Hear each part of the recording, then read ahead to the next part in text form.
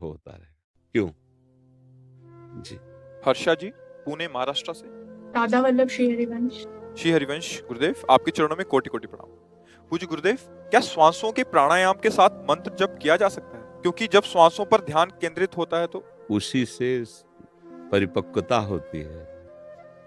अगर हम प्राणायाम ना भी करें तो नाम जप पर अधिक संख्या पर ध्यान होने पर स्वाभाविक प्राणायाम होने लगता है।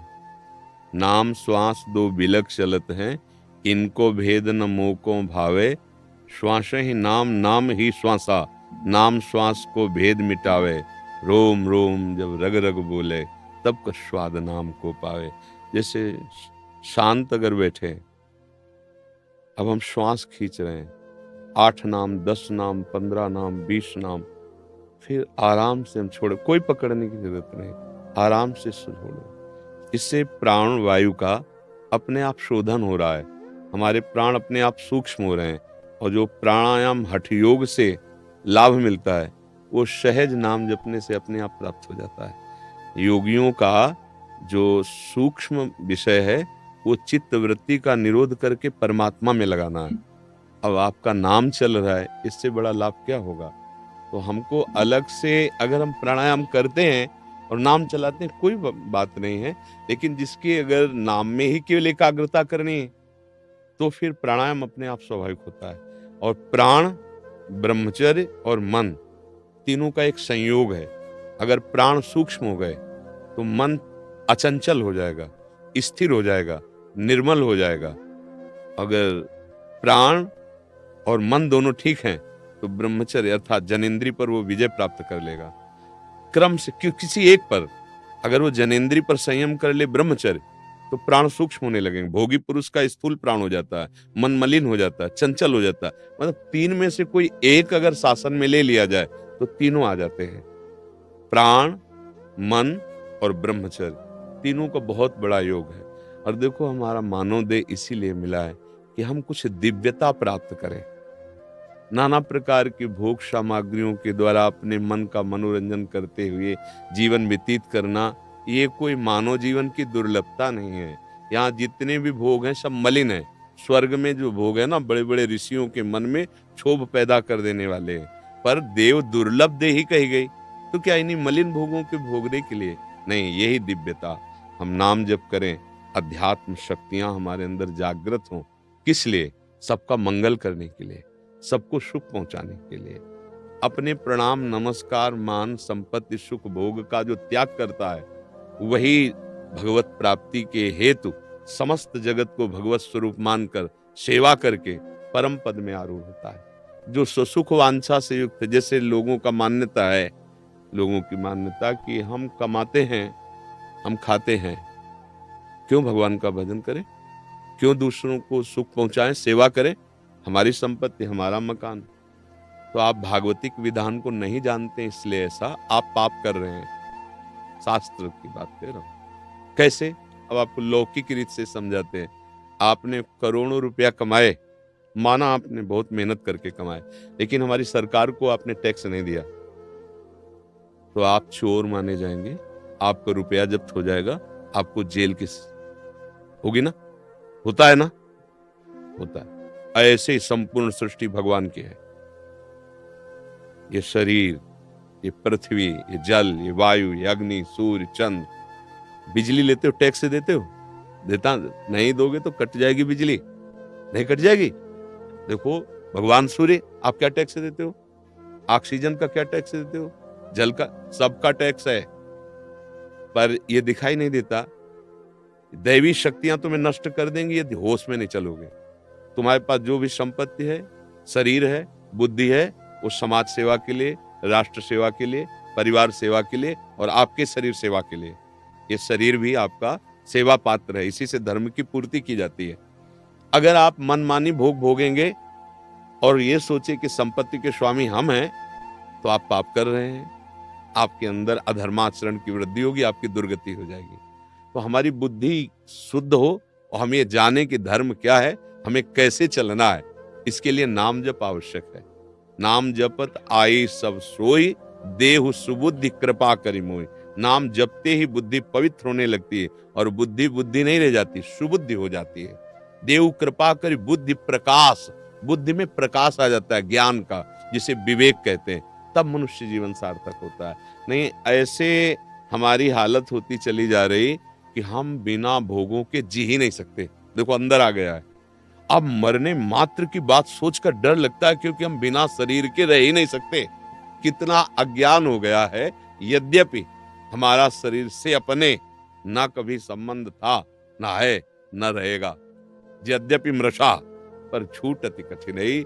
इसीलिए भगवान ने कृपा करके शास्त्रों में वर्णन किया, भगवान संतों के हृदय में बैठ करके बता रहे हैं, फिर यहाँ कुछ नहीं है। यहाँ आप मुक्त होने के लिए भेजे गए हो। अपने कर्तव्य का पालन करो, घर परिवार की भगवत भाव से सेवा करो, समाज की, राष्ट्र की, आप मुक्त हो जाओगे। आपकी गाड़ी है और आप भारत की भूमि में चल रहे हैं, टैक्स देना पड़ेगा आपको, है नहीं? हाँ, मतलब कुछ फ्री नहीं है यहाँ भी। तो ऐसे भागवतिक टैक्स देना पड़ेगा, नहीं देवता नष्ट कर देंगे। अगर यज्ञ आप नहीं करते, यज्ञ का मतलब होता है अपने धर्म का पालन, स्वाहा यज्ञ नहीं कही जाती, कर्तव्य का पालन। जैसे किसी के आप पति हैं, किसी के भाई हैं, किसी के पुत्र हैं, आप किसी समाज के पद पे हैं, आपका जो कर्तव्य है धर्म पूर्वक कर्तव्य करो। दैवी शक्तियां देख रही हैं, आपका बिना मांगे सहयोग करने लगेंगी, क्योंकि आप सृष्टि संचालन कार्य को धर्म पूर्वक कर रहे हैं।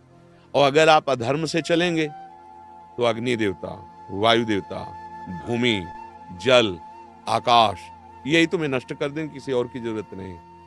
बोले चलती गाड़ी में 8 लोग बैठे थे, आग लग गई, कोई नहीं बचा, भस्म कर दिया। तुम्हारा रुपया, पैसा, गाड़ी, घोड़ा जितना है, ये सब तुम्हारे दुख का कारण बन जाएगा। ये धर्म से नहीं चलोगे। जरा सी हिली, किलोमीटरों बसा हुआ नगर मिट्टी में मिल गया। एक लहराई, किलोमीटरों। ये कौन है? जल देवता, अग्नि देवता। तूफान आया, मिट्टिया मिट कर रहा है, क्या है ये? वायु देवता। हाँ, आकाश से ओले गिर रहे, अनावृष्टि, अतिवृष्टि, बहुत।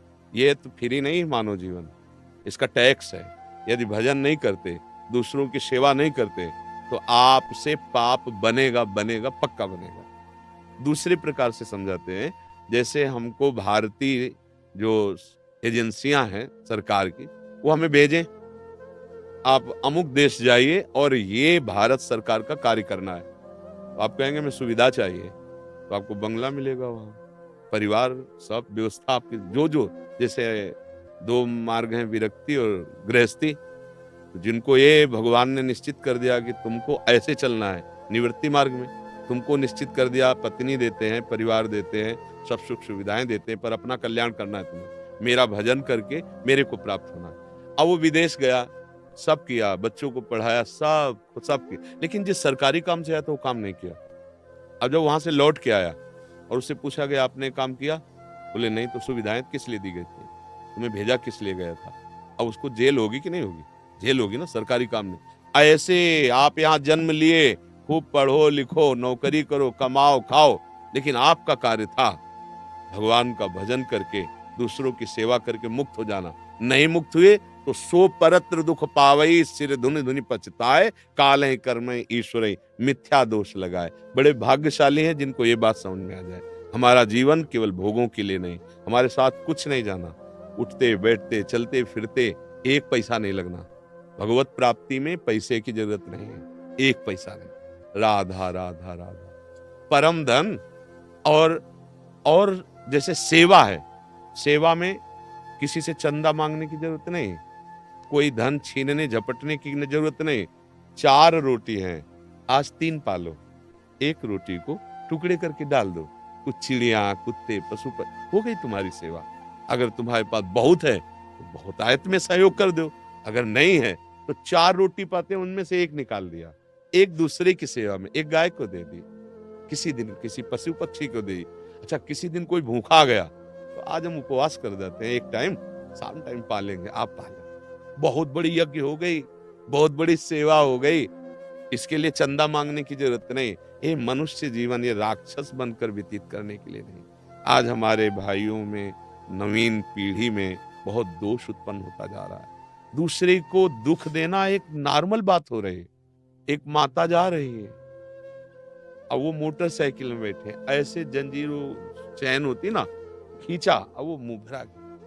अब हमें लगता है क्या राक्षसी हृदय हो गया, इतना भी विचार नहीं किया कि मेरे जैसा ही उसका शरीर है, एक चंद रुपयों के लोभ से हम उसको कितना बड़ा दुख दे सकते हैं। वो मर सकती है, उसको कष्ट हो, हाथ पैर टूट सकते हैं। ऐसे देखो कितना बेविचार, कितना दोष बढ़ता जा रहा है। हम लोग इतने निर्दयी होते जा रहे हैं, कोमल पशुओं को हिंसा करके, भून के, उबाल के। हम सोचते हैं बहुत बलवान बन जाएंगे।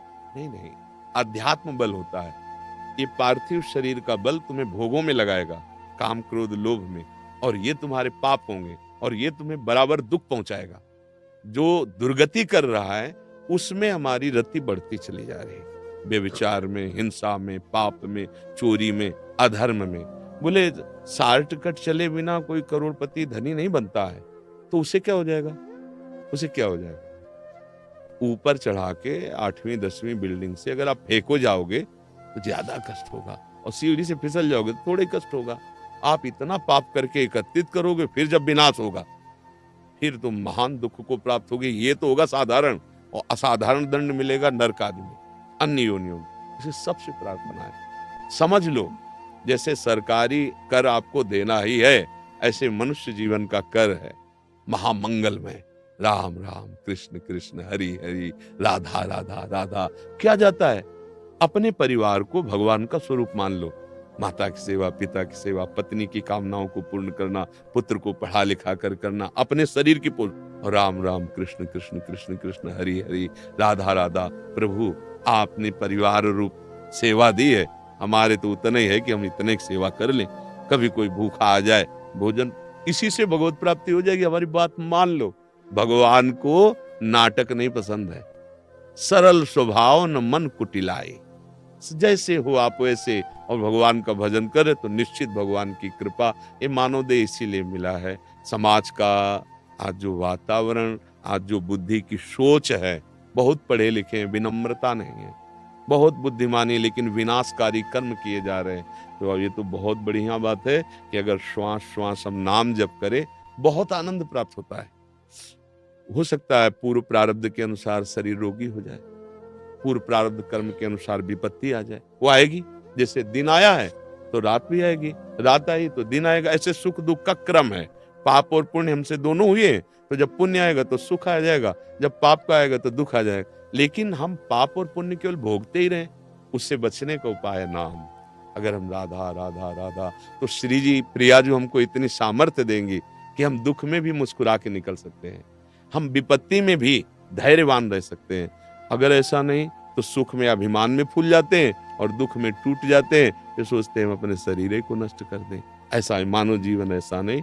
खूब नाम जप, जो सिद्धि चाहिए, जो लाभ चाहिए, हमारा हृदय का विश्वास, हमारे शास्त्रों के स्वाध्याय का फल और संतोष से अनुभूत विषय, नाम से सब कुछ प्राप्त हो जाएगा। चाहे वो गुरु प्रदत्त प्रणव हो या भगवान का कोई भी नाम हो, जिसने निरंतर नाम को पकड़ लिया वो परम लाभ, परम सिद्धि, वो महात्मा है, गृहस्थ में रहते हुए महात्मा है। अगर नाम जप नहीं चल रहा तो तुम चाहे जितना बुद्धि लड़ाओ, माया से नहीं जीत सकते। इतनी बात समझ लो। काम ऐसा बलवान योद्धा है सृष्टि का, यहां से लेके ब्रह्मलोक तक उसके बाण का संधान है, और फूल का बाण है। कोई ऐसा नहीं कि मतलब अग्नि बाण, वायुआस्त्र, ऐसा नहीं, फूल का बाण, और फूल के बाण से बड़े बड़ों को मुंह भरा गिरा देता है। और इससे बचे बिना कोई अपने स्वरूपानंद को या भगवदानंद को नहीं प्राप्त कर सकता। और उससे बचने का एकमात्र उपाय हरि शरणम, भगवान की शरण और नाम। रितु जी वृंदावन से। राधा वल्लभ